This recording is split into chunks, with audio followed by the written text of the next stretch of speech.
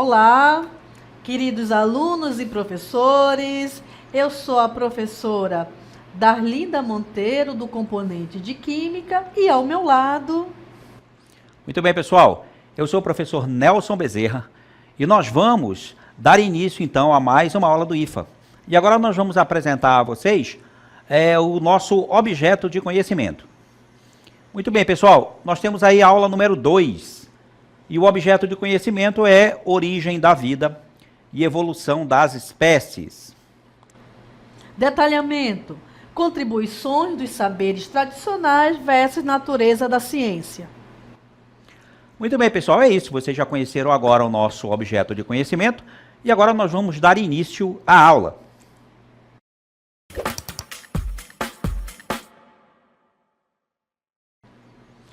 Muito bem, queridos alunos, estamos de volta aqui para vocês, né? E para iniciar a nossa aula nós temos aí uma pergunta, né? Uma pergunta norteadora para que a gente comece aqui as nossas explicações.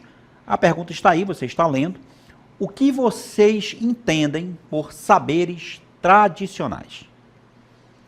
Professor Nelson, os saberes tradicionais, eles são conhecimentos que são construídos e transmitidos por comunidades indígenas, ribeirinhas, quilombolas e outros povos originários e tradicionais ao longo de gerações. Esses saberes, eles envolvem práticas ligadas ao uso sustentável dos recursos naturais, a cura por meio de plantas medicinais, a pesca, a agricultura, a proteção da biodiversidade e as interpretações simbólicas do mundo e da vida. Muito bem, professora Darlinda.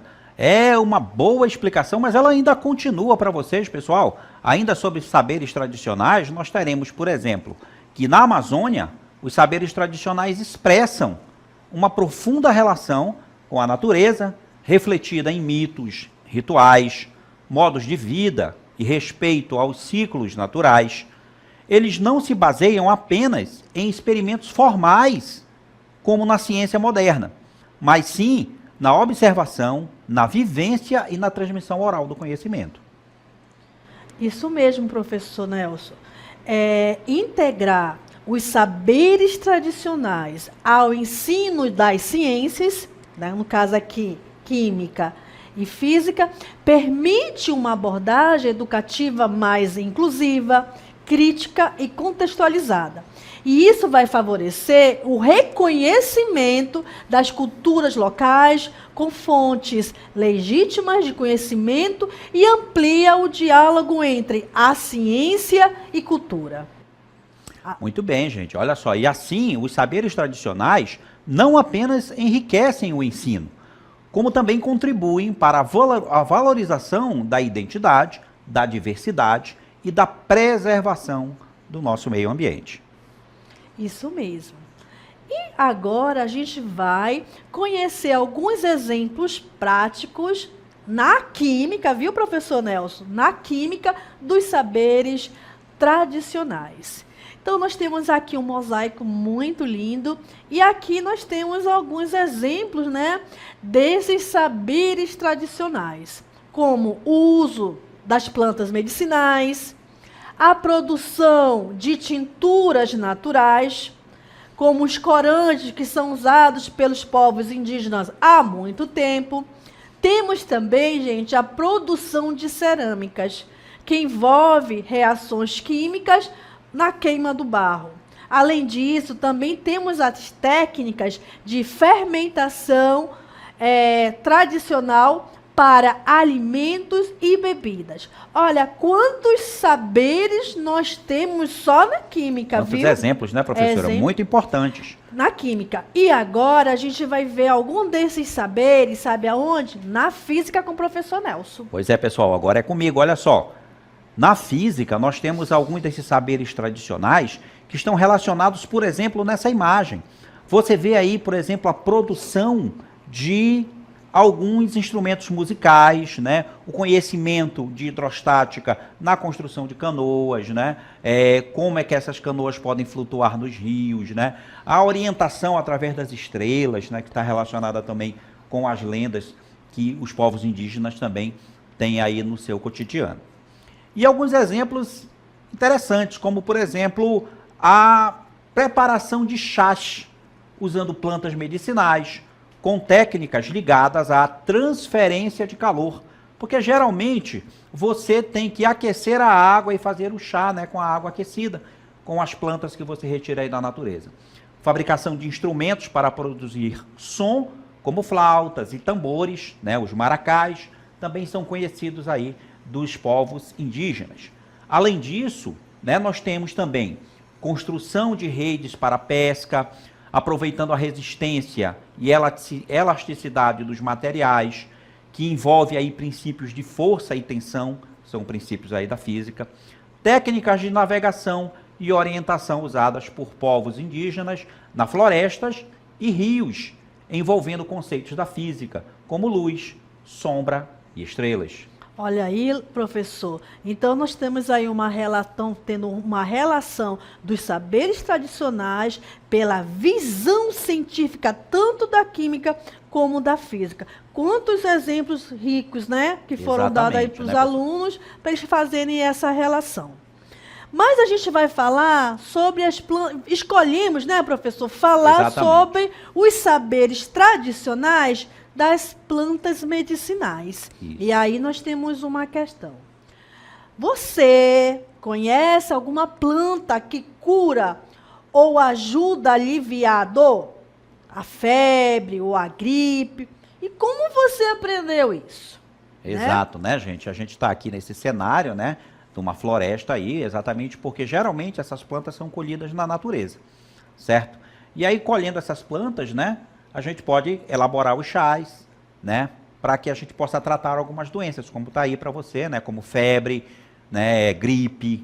E a gente aprendeu isso durante com os nossos ancestrais, né? É passado de pai para filho, isso aí, principalmente nas tribos indígenas. E a gente vai perceber aqui na nossa aula que a pesquisa científica valoriza isso, viu, professor? Já tem a valorização e também essas plantas, muitas delas, elas já estão validadas. Realmente, elas têm esse poder de cura, não é verdade? Isso. Então, nas comunidades tradicionais, o uso de plantas medicinais é a parte essencial do cuidado com a saúde. Isso é importante, isso é legal, né? E essa transmissão aí de conhecimento, que é super importante e que é necessário que haja essa preservação, é que ela é transmitida oralmente por gerações. Esse saber, ele é baseado na observação da natureza e no uso prático das propriedades das plantas. Professor Nelson, você conhece alguma planta medicinal? Muito bem, ó, ótima pergunta, professora. Mesmo aqui vivendo na cidade, a gente também tem essa cultura, né, pessoal? Um exemplo comum aqui na nossa região, na Amazônia, é o chá de erva de Santa Maria, conhecido por suas propriedades analgésicas e antipiréticas, sendo usado para aliviar dores e combater febres leves. Professora, a senhora conhece uma outra planta, professora? Conheço também. É o gengibre, tá? E o gengibre, ele atua como anti-inflamatório natural. Ele auxilia no tratamento de gripes, dores na garganta e congestão nasal. E também temos o hortelã. Ele é tradicionalmente usado em chás para aliviar sintomas de resfriado. Muito bem, olha, nós falamos aí de algumas plantas para você, né? Que a gente conhece, né? Só foram algumas. É claro que existem outras, né, pessoal? Por isso, agora, a gente vai exibir para vocês aí um relatos orais de ribeirinhos indígenas, para que você assista aí no nosso vídeo. Vamos lá? Só que esses relatos, só relembrando, que é de uma professora, né, professora Célia Serrão, ela ministra aula de Química, gente, aí na Universidade Estadual do Amazonas, no curso de Química. E lá eles criaram, sabe o quê? Um laboratório de saberes. Bem. E depois a gente vai assistir um vídeo com um aluno, é o senhor Nelson, que também utiliza plantas medicinais, e ele vem aqui, né, compartilhando esses saberes. Vamos assistir, tá super interessante, Nelson.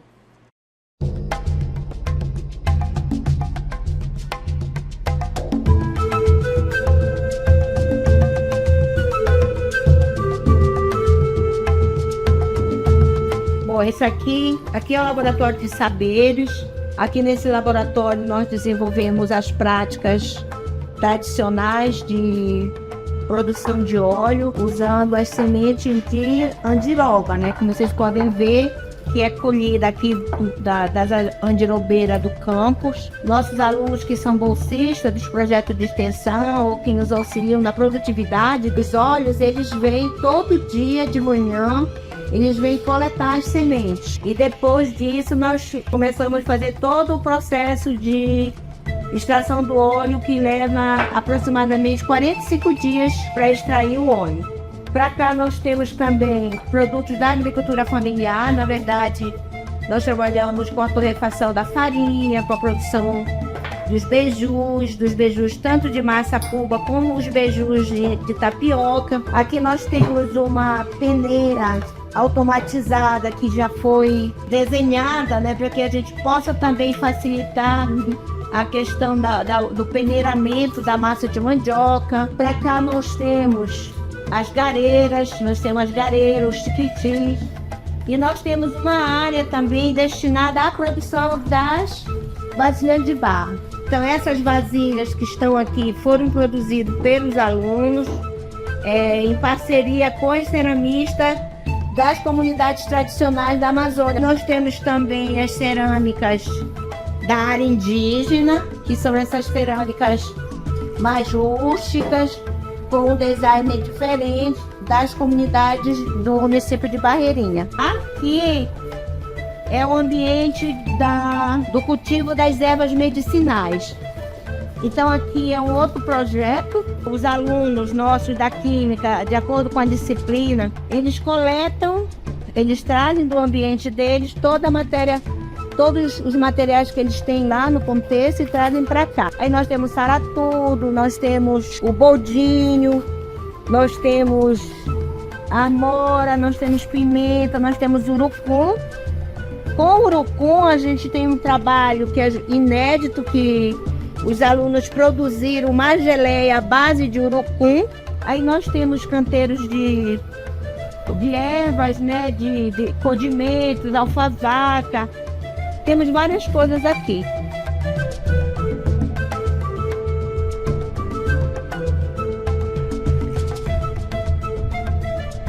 Eu me chamo Madison, convivo na comunidade Mundo Certo, município de Figueiredo. Estou aqui, né, para falar da conhecida como erva cidreira.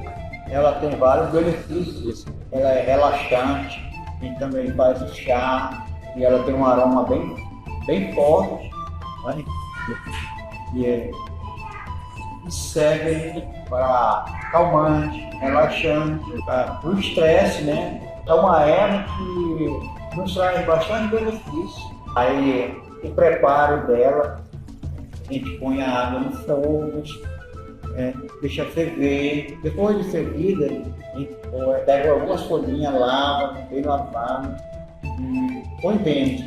Apaga o fogo, põe dentro, depois tampa, deixa ficar com aquela temperatura da água, né, para ficar bem, aquele aroma bem forte, né? E depois você pode consumir, né? Eu conheci ela, né, através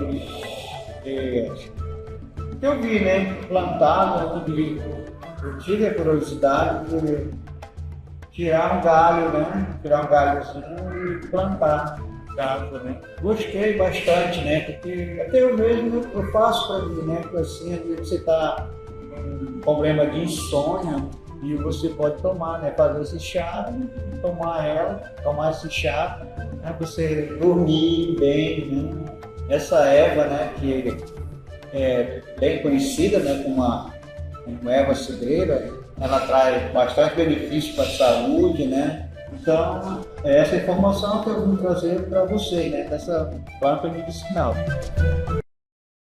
Gente, quantas informações importantes, Relato né? bonito, né, pessoal? E tivemos aí 2 relatos, tanto da pesquisa, né, da científica, como dos saberes tradicionais. Muito bem, gente. E aqui nós estamos numa floresta bonita, né? E a gente vai falar, sabe de quem? Da andiroba. Andiroba é uma árvore típica da Amazônia e ela fica presente nas margens do rio. E como ela é usada, Nelson? Bem, pessoal, os ribeirinhos e povos indígenas extraem o óleo das sementes da andiroba. Esse óleo, ele é usado de várias formas. Passando diretamente sobre a pele, pode ser usado. Misturado com ervas para fazer massagens, aí passa também sobre a pele, né? E utilizado em lamparinas, ele também pode gerar, né, a iluminação, né? Ele é combustível também, né? Então, ele também pode ser misturado com tintas ou repelentes naturais, tá, pessoal? Muito bem. O andiroba, o Nelson acabou de falar, né, que ele serve também como repelente natural, né?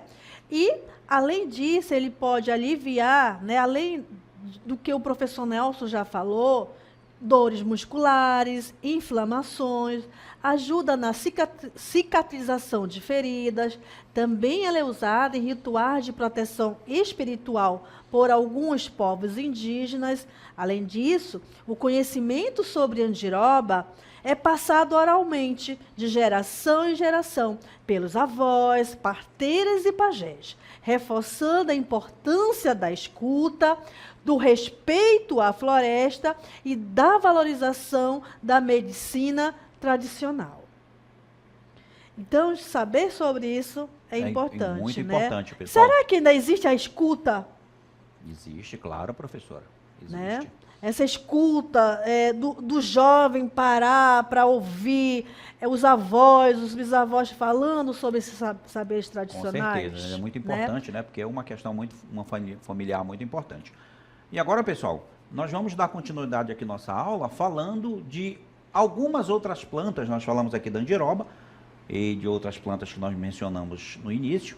Mas agora nós vamos dar continuidade falando do uso de plantas medicinais. Vamos falar de outras plantas que também servem para usar como remédio. Vamos lá então, nós temos aí essas plantas, aí aparece uma tabela para você, né, pessoal? E nós temos o nome popular, a parte que é usada da planta, a forma de consumo, né, e o uso popular dessas plantas. Então, nós começamos aí, por exemplo, com a babosa. É extraído da árvore as folhas da babosa, né? Forma de consumo, fazendo cataplasma dessas folhas. E ela serve para quê? É cicatrizante, é máscara capilar, é calmante, tá? Serve para febre, serve para hipertensão arterial também. E temos o capim-santo, capim-limão ou capim de cheiro, né? São vários nomes que são dados dependendo da região. E lembrando que essas plantas aí já têm o reconhecimento da ciência, já tem comprovação, é isso que é importante, viu, gente? A ciência tem que estar dialogando aí com os saberes tradicionais, né? Todos eles têm em comum o quê? O conhecimento. Cada um traz um conhecimento, tá? E aí, o princípio ativo está nas folhas. Então, você tem que utilizar as folhas, tá? Forma de consumo: chá, também pode ser banho de vapor.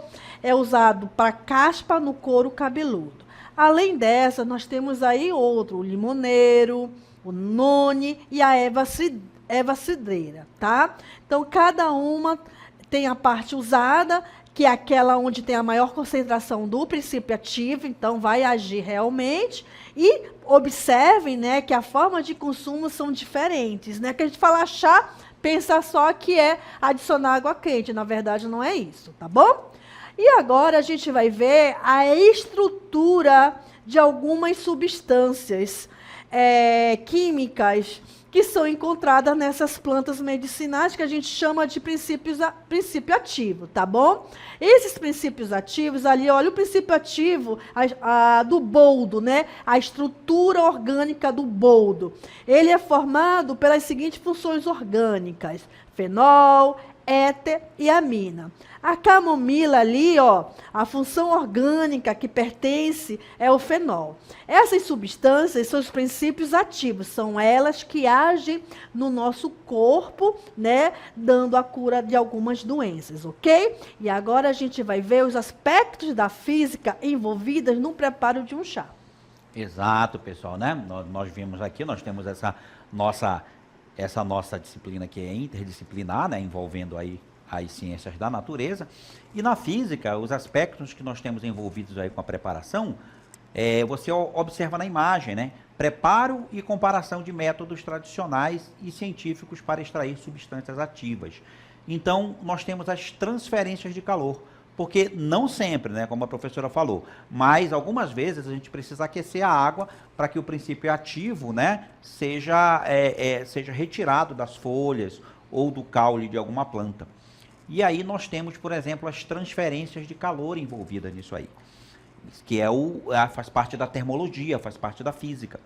Então nós temos aí, em primeiro lugar, a infusão e decocção, que envolvem transferência de calor por condução e convecção. A física explica como o calor se transfere de uma fonte de calor para a água e para as folhas, fornecendo energia e alterando a estrutura das células vegetais e permitindo a liberação dos compostos ativos.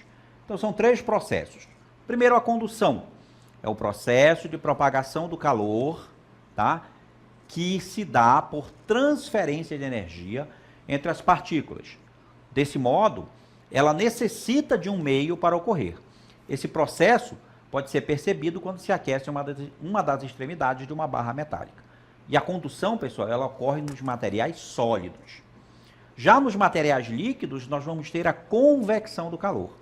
É um processo de transmissão do calor quando um fluido, como o ar ou a água, é aquecido. Suas porções mais quentes podem sofrer dilatação térmica, expandindo o seu volume.